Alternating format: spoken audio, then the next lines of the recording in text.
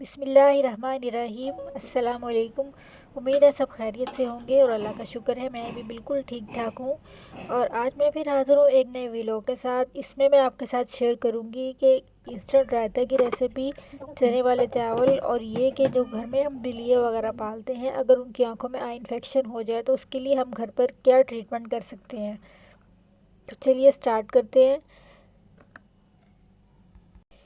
ये जो आप देख रहे हैं ना, एक छोटा सा किटन है, ब्लैक किटन। इसकी आंखों में इन्फेक्शन हो गया है और वो इतना ज़्यादा है कि इसकी आंखों में ना ये पिंक सी झिल्ली आ गई है और हर वक्त आंखों से पानी निकलता रहता है और इसको ना कुछ नज़र भी नहीं आ रहा है। बहुत कम थोड़ा थोड़ा देखता है ये, और सही तरह से कुछ खा भी नहीं पा रहा था। पहले बहुत अच्छे से खा लेता था, हड्डियाँ भी चबा लेता था, मगर अब इससे भी नहीं खाया जा रहा था। डॉक्टर के पास भी लेके गए, उसने इसको 3 इंजेक्शन भी लगाए हैं, मगर कोई फ़र्क नहीं पड़ा उससे इसको इतना। और उसी तरह से ये था, यानी चल फिर रहा था, खा पी भी रहा था, मगर आँखों से उसको सही नज़र नहीं आ रहा था और तकलीफ़ भी थी उसे।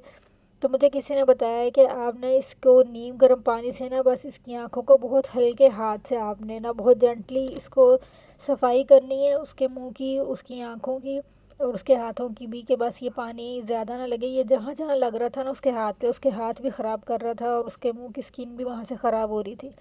तो वैसे ये बिल्ली से इंसानों को नहीं लगता, लेकिन बिल्ली से दूसरी बिल्ली को बहुत जल्दी लग जाता है। तो उन्होंने हमें कहा था कि बस आप इसको साफ़ करें नीम गर्म पानी से दिन में 4 से 5 मरतबा, तो ये ठीक हो जाएगा। और वो वाइट वाला बच्चा तो एक ही दिन में ठीक हो गया था, लेकिन जो ब्लैक का इन्फेक्शन है उस बहुत ज़्यादा था, तो उसको ठीक होने में टाइम लगा।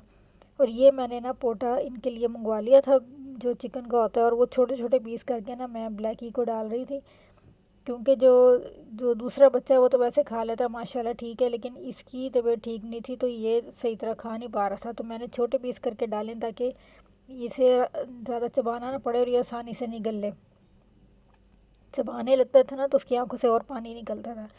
तो ये मैंने इन दोनों को डाल दिया और वो खा रहे थे। ये शुक्र है कि उसने खाना पीना नहीं छोड़ा है, खा रहा है, तो इंशाल्लाह इसकी तबीयत भी ठीक हो जाएगी। और ये यहाँ पे ना चॉकलेट खोल रही थी मेरी बेटी, और वो पूछ रही थी कि वो एक बॉक्स खाली क्यों है, वहाँ से किसने निकाल के खाई है। तो ये बहुत ही मज़े की चॉकलेट है, टॉफ़ीफ़ी इसका नाम है। और ये नीचे से इसमें कैरमल होती है, फिर ऊपर चॉकलेट होती है और उसके अंदर ये हेज़लनट होता है। बहुत मज़ेदार होती है। और किसी भी आप स्टोर से, जो बड़े स्टोर होते हैं ना, इम्पोर्टेड है, बड़े स्टोर जो मेट्रो वगैरह होते हैं वहाँ से मिल जाती है। तो यहाँ पे अब मैं बना रही थी चने वाले चावल। उसके लिए मैंने पहले सबसे लिया है प्याज। प्याज को थोड़ा सा फ्राई कर लेंगे, और फिर इसमें मैंने साथ ही जो अदरक लहसुन था वो भी मैंने चॉप करके रखा हुआ था। मैं अगर ग्राइंड किया हुआ ना होना ताज़ा हो तो फिर मैं उसको ग्रेटर से ग्रेट कर लेती हूँ छील के, तो वो भी बहुत अच्छा रहता है। उसके साथ ही फिर मैंने टमाटर डाल दिए थे और इसको अच्छे से भून लिया था।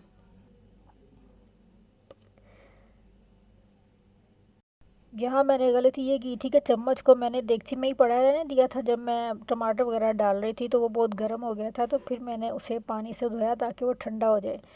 और यहाँ मैं जब भी चावल बनाती हूँ ना, मैं हमेशा जो धनिया और ज़ीरा होता है ना उसको कूंडी में कूट के डालती हूँ। वो किया होता है हल्का सा, उसको जैसे भुना होता है तवे पे, तो वो बहुत ही उसकी प्यारी खुशबू आती है। तो वो मैंने इसमें डाला था और उसको बस भून लिया। ये मैंने इसमें सब्ज़ मिर्चें डाली हैं, मगर मुझे लग रहा था कि ये सब्ज़ मिर्चें जो है ना ये ज़्यादा हो जाएंगी, क्योंकि वैसे दूसरी मिर्चें भी डाली हैं, सूरज मिर्च डाली है, कुटी लाल मिर्च डाली है, नमक डाला है, हल्दी डाली है, धनिया और ज़ीरा डाला है। साबुत गरम मसाले मैंने नहीं डाले इसमें।